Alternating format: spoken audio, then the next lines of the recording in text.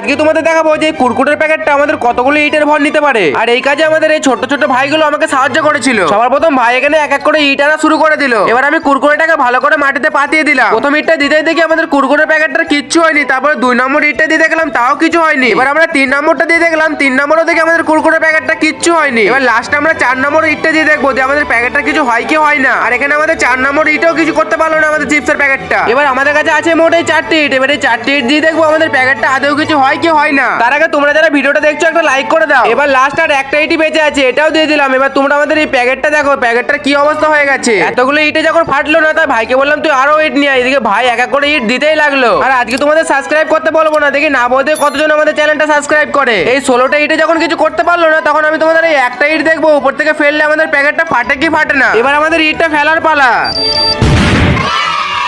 এবার প্যাকেটটার অবস্থা দেখো, ফেটে পুরো ফ হয়ে গেছে।